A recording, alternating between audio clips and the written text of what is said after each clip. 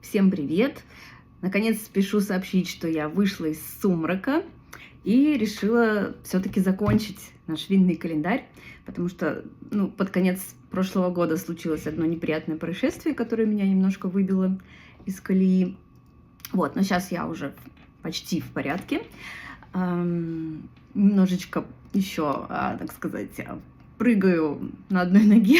У кого нога? Это нога у того, у кого надо нога. Ну, уже скоро все будет хорошо. Ну, по крайней мере, пробовать вино мне это уже не мешает. Так что возвращаемся к нашему календарю. И всех уже с наступившим Новым годом, Старым Новым годом и всеми видами Рождества. И сегодня у нас крещение. Так что вот как раз на крещение мы возобновляем серию вот этого винного календаря. Вот. А с прошлого года у нас были ставки на выпуск номер 11. Как всегда, у нас было 3 ставки. Одна была на розе и 2 на рислинг. Так что сейчас мы откроем вот эту вот 11-ю ячейку и посмотрим, что же там нам положили. Ну, на самом деле это красное, так что ни розе, ни рислинг никто не угадал. А что же из красного?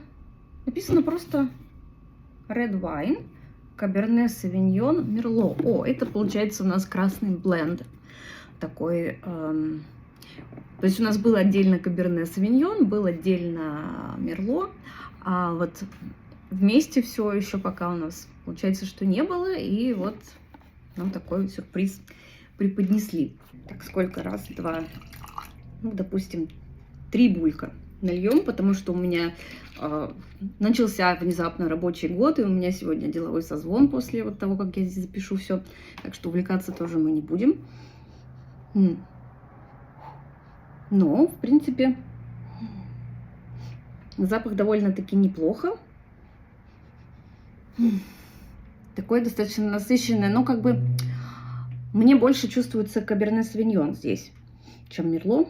Ну, черно-смородиновое варенье. У нас здесь есть однозначно, может быть, немножко вишневое.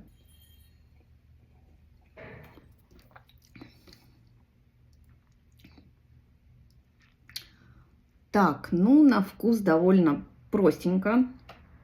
Что-то как-то не взяли они лучшее от обоих сортов.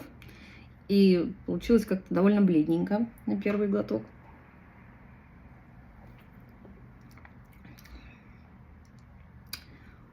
Ну, такое... Я бы сказала, что это больше все-таки Cabernet Sauvignon, но какой-то разбавленный. Вот знаете, как будто его не с Мерло, а с водой разбавили. Что-то как-то вот... Как-то совсем слабенькое сегодня.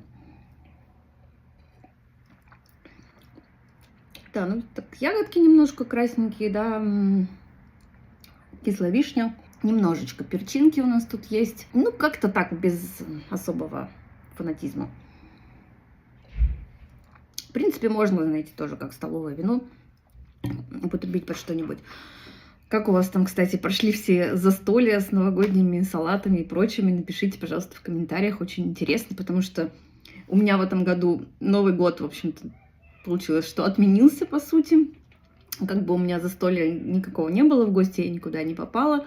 Вот, поэтому наверстывала так в течение таких вынужденных каникул, как могла. Вот, но сама новогодняя ночь была такая немножко смазанная. Вот, так, давайте посмотрим, что и с чем это предлагают сочетать. Так, вот они говорят, что здесь есть дубовая бочка. Я что-то как-то вот ее пропустила.